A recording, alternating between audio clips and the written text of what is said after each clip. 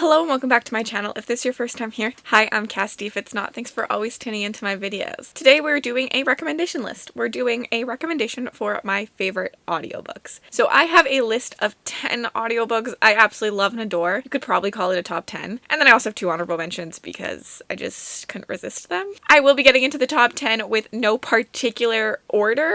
These are not ranked from highest to lowest or anything like that. They're just, I'm gonna try and do by like genre, but I might fail at that. Let's just get right into it. So one of my favorite audiobooks is the Burning series by Evan Winter. This starts with The Rage of Dragons. I adore this series. The narrator in this story is brilliant. He embodies who Tao is. He really makes you believe in the character that is Tao. I absolutely think that not only is Evan Winter a remarkable writer, but the narrator of this is a remarkable audiobook narrator. It's just done so freaking well. It's one of the audiobooks I always recommend when someone is looking for an audiobook. I think it's just done so brilliantly and so well that like reading this book without the audiobook is like a disservice almost. If you don't know, Rage of Dragons follows Tao, who is a lesser race in this world. When something happens, Tao ends up losing someone dearly to him due to a higher race. Now Tao sets out on a revenge quest, a really gritty, dark, deep character quest to become a better warrior than anyone else, proving that someone of his lesser race is better than those higher races. Obviously I'm putting higher and lesser in quotation marks because it's literally not a thing, but in this world that's literally what they're called in the world. It is such a beautiful story about like racism and all of that stuff. I know there are critiques to it, but I think it was done so beautifully and so well, and I like was really rooting for Tao the entire time, even though Tao is such an unlikable character.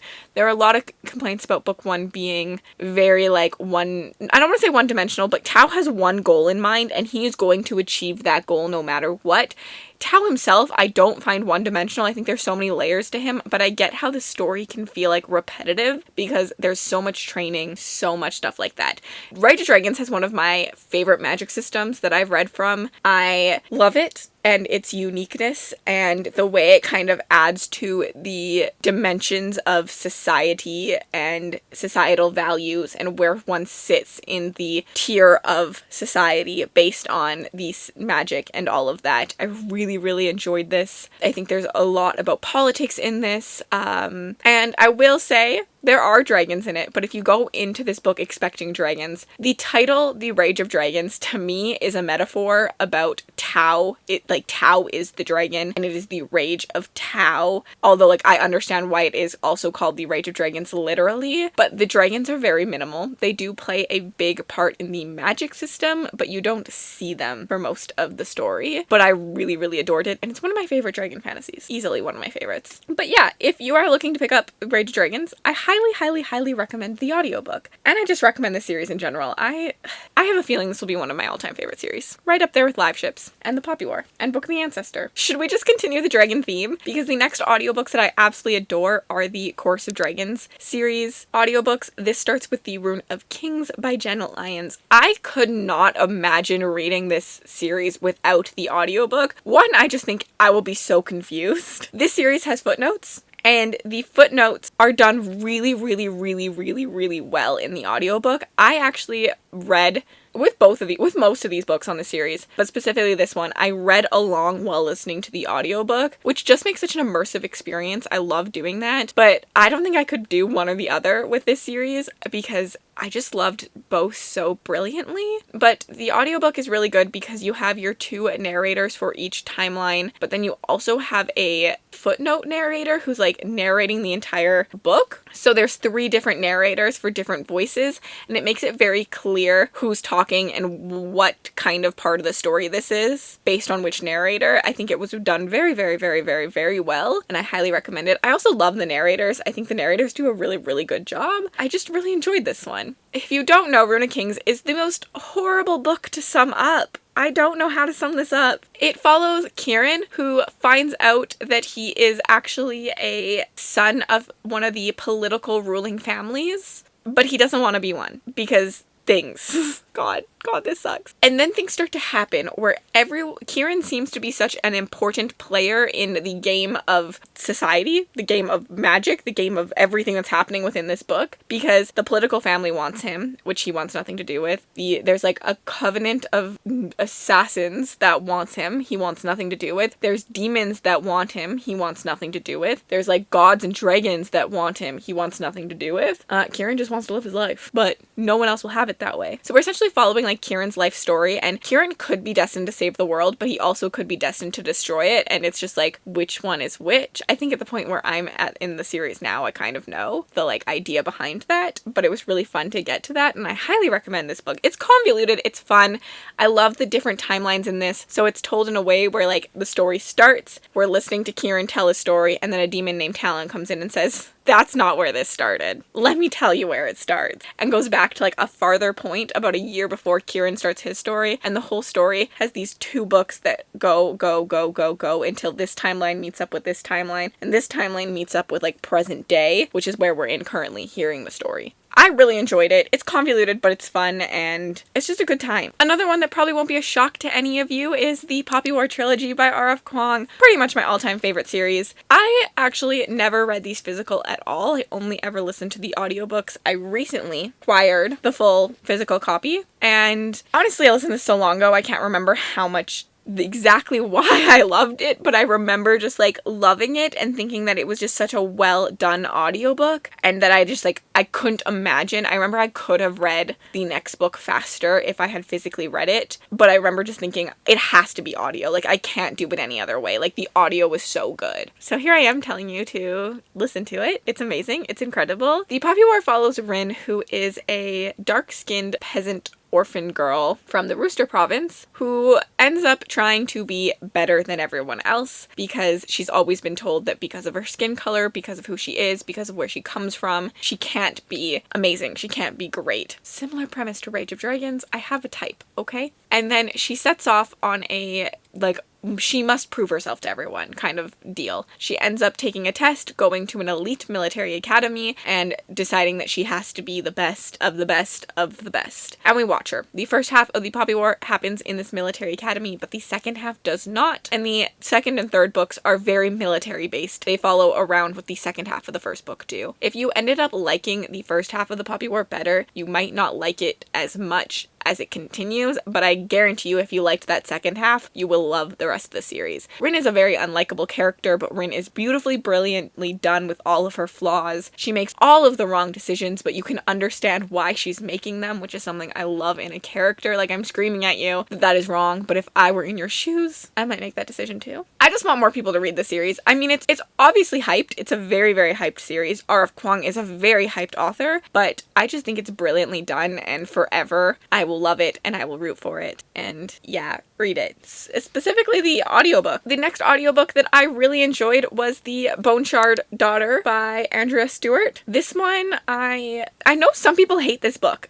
I know some people hate this audiobook. I actually have heard people not listen to this, like stop reading the book because they didn't like the audiobook, but I thought it was fantastic. So like, I don't know, maybe it's just like a little complicated and maybe it's better to like read along with it, but I do think that there's a complication mystery element to the story in general. We have 3 different narrators in this, which I love when an audiobook has different narrators for each character. I mean, a lot of audiobooks now do male and female, but like when you listen to Wheel of Time per se, you still have the same female narrator for every single female character, but I adore when books have different female characters. It's like a full cast almost. I really, really adore that I really, really adore that. I just think it makes it really accessible to listen to an audiobook by itself and know automatically, okay, we're in this character's head. Really, really enjoyed it. I really adored this book. I loved the magic system in it. I thought the magic system was so cool with like the taking of bone shards. The Bone Shard Daughter is another one that's really, really hard to sum up. We're following our protagonist. There's 3 characters, but our like main protagonist, who is the daughter of the Bone Shard Emperor. She is missing memories and she's she's trying to get them back. And while doing that, she's trying to prove herself to her dad that she has enough knowledge to be the next Bone Shard Emperor, that she can prove herself to learn this sacred magic system that only her father knows. And she's up against another character who is not one of our protagonists, but like he's such a fascinating character. And then we also follow two other characters. One is like a rebellion, it's sapphic relationship in that POV. And then the other one is like a vigilante who's like saving people from the taking of the bone shards, because the magic system of this is just so unique and so fun. Another one of the magic systems that I just truly love and adore. The last book in the series comes out in the next current year, and I'm very excited to read that one, even though I think the middle book had middle book syndrome. I adored the first one, and I think the third one will be brilliantly done, and I loved the audiobook for it. So let's continue. Next we have a middle grade fantasy. I don't read a lot of middle grade, like a lot at all. I really realized I truly don't like middle grade, which is okay to say. I'm just a darker reader than what middle grade can bring because of its target audience. But I love and adored Amari and the Night Brothers, and I listened to the audiobook for it, and I regret nothing. I owned the physical, but I regret literally nothing. The audiobook was beautifully done, incredible. It enhanced my experience with this book. It's brilliant. If you are not a middle grade reader, but you like fantasy, please read Amari and the Night Brothers. Amari tackles a lot of the things that I think the Poppy War and Rage of Dragons do in a much lighter tone, a much kid-friendlier tone. It is discussing race and the troubles that someone goes through just because of who they are, where they come from, what they look like, all of that, but it's done in such a young, friendly way, and it's beautifully crafted. I also, after I read it, I sent it right off to my little nephew who's 8, and his mom read it to him, my aunt, and she came back and she said that was incredible. She loved that, and then she ended up telling her husband, my uncle, to pick it up and read it. So the adults are all reading it. Like, it's one of those books that's just so beautifully done. I highly recommend. Amari follows Amari, whose brother went missing, and one day she receives a secret message inviting her to a secret society school, and she has to like pass these trials, pass these tests, and she's learning a mystery, trying to figure out where her brother went, and there's some fun magic, and it was beautifully done. I loved it. It was a fun time. I can't wait to pick up the sequel because I have not picked it up yet, but yeah, read it. Let's move away from traditionally published fantasy and move on to indie fantasy. Now, I can appreciate a good audiobook in indie a lot because they're expensive. Audiobooks are expensive. And here are two of my favorites. The first one is A Touch of Light by Thiago Abdallah. This is the first book in the Ashes of Aberon series. The second one comes out in January. I'm hyped. I'm so hyped. And I think that the audiobook was, again, just beautifully done. Otherwise, it wouldn't be on this list. In this book, we are following a world where there's a strange plague thing happening, and it's turning people into zombies. It's hard because it's like, it is this, but it's not it all at once. And we're following 3 characters who are trying to figure out what's happening, maybe stop it, do the things. We're following Adrian, who is the second son to the king, who his brother dies and now become that like firstborn son, and his brother was like the glory kid, so he's trying to like live in his brother's footsteps, while something tragic happened to him that's very personal that affects the plague, and he's trying to like figure it out and literally stop the plague. Then we follow Lynn, who is a warrior. She's like an elite retired warrior thing that has voices in her head. It's really cool. She's the one where like the magic really happens in her POV, and it's beautifully done and amazing. And Lynn is trying to like, she knows a little bit more about the plague because I think she survived it at one point. Last time the plague happened, I believe. I could be getting things wrong here. And she is a little bit more of a different side of the world to like where Adrian's POV is, but like they both kind of deal with similar aspects, but like in different ways, which is kind of fun, like more politics and more like on the ground style, if that makes sense. Then we also follow Nasha, who was my favorite POV in the end. I loved Nasha, who lives in one of the clans, and Nasha has like a curse where she can feel everyone's emotions to the point where like it overwhelms her and she ends up killing people. And Nasha has a lot of clan politics, and seeing the clan's own like religion and lore and magic and like prophecies and stuff, and how that's going to relate into the future books is going to be really cool. I think the ending of this book left me starstruck for the next book, and I really, really liked the audiobook, so you should check it out. The next audiobook is The Winds of Strife by Yuchi Gutman. This is another one where I just think that the audiobook just is the character. Like, the narrator just is the character. He did it so well. Even though we do have other characters in this one, and I do think that we only have one narrator, our main character is for most of the story, and I think that the narrator did a really, really good job on this one.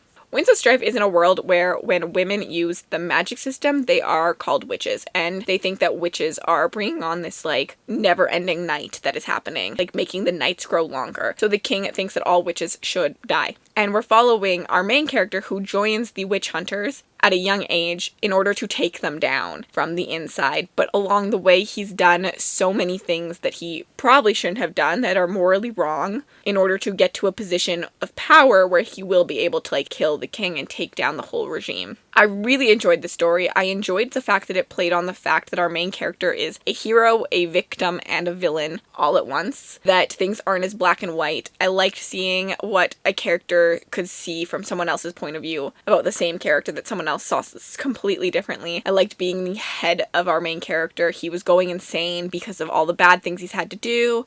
He was really, like, unsure of himself. Like, there's a whole thing. There's a voice in his head. Again, I liked the magic. The magic is based on emotions. It wasn't as fully developed as I wanted it to be, but, like, it was so, so good still. It's a unique magic system in my opinion, with, like, the way that, like, if you burn anger, you end up being a pyromancer, and the way that you can switch between emotions, but they won't be as strong. And then if you have a stronger emotion, it's harder, like, to switch to the next emotion, but, like, it will be a stronger power. I think it was really, really cool. I really liked it, and I highly suggest this one. Let's move away from fantasy and into sci-fi. I actually like a lot of sci-fis. The first one on this list is going to be Recursion by Blake Crouch. You could also probably put Dark Matter on this list, but Recursion was my favorite Blake Crouch, so I feel like it just deserves the spot. Recursion I can't really tell you a lot about, but it is a sci-fi thriller. We're following a character, like a cop, who wakes up one day and he experiences something that a lot of people are starting to experience in this world, and that is he wakes up with memories of a life he's lived, but he's obviously never lived them. And there's some time travel, there's some fun stuff in this, and I just really adored this, and I think that Crouch does a very beautiful